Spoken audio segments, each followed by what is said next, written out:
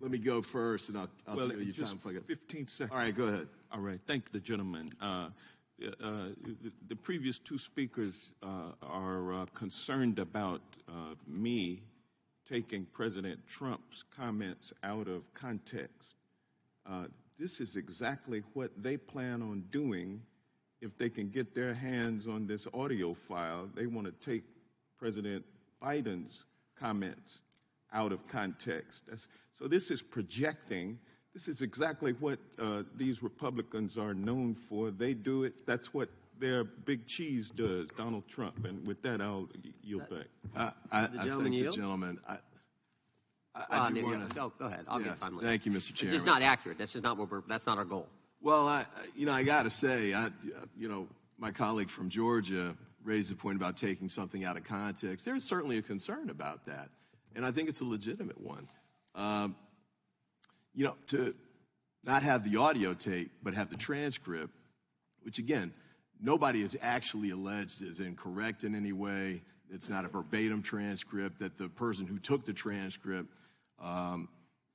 violated her oath of office or his oath of office and taking the transcript. No allegations of that over there at all. So I think at this point, it's, you have to assume that it's factually accurate. But I had to get to this point, though, because I've got so many colleagues over there talking about the contrast. Biden wasn't prosecuted, but Trump was. But Herr sat right here. He issued a report that laid all of this out. But just to remind my colleagues, that Herr pointed out the distinctions between Trump's case and Biden's case and said, quote, "They are clear. There are serious aggravating facts in the Trump case, most notably after being given chances to return classified documents and avoid prosecution. Mr. Trump allegedly did the opposite. According to the indictment, he not only refused to return the documents for many months, but he also obstructed justice by enlisting others to destroy evidence and then lie about it."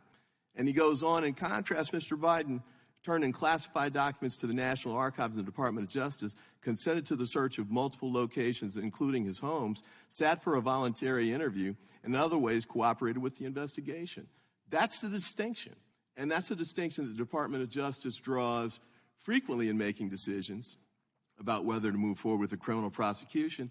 And, the obvious fact that you guys are ignoring when you talk, well, it's a Democrat versus a Republican, former Vice President Pence was not prosecuted as well for the same sorts of issues for the same reasons. There's a reason Trump sits alone or will sit alone at this criminal trial that's upcoming. It's because he acted to obstruct justice. Biden and Pence did not. And I got to say this, too, just along those lines, because there's sort of this ongoing claim that the Department of Justice is somehow biased and only going after Republicans. But a senator in New Jersey right now, a Democrat, who's about to start a jury trial. I don't know if they're still picking the jury or not, but they were last time that I looked. There's an indictment against a Democrat in Texas right now as well that just came down. It's a tough argument. It really flies in the face of all of these open cases or cases that are moving forward to suggest that for some reason the Department of Justice is only targeting Republicans when it's clear they aren't.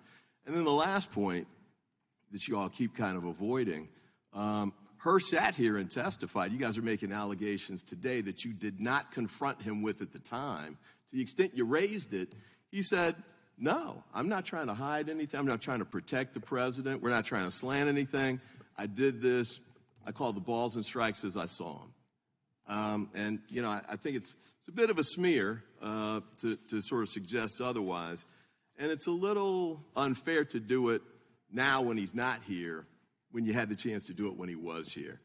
And, I don't know. It's kind of frustrating to me.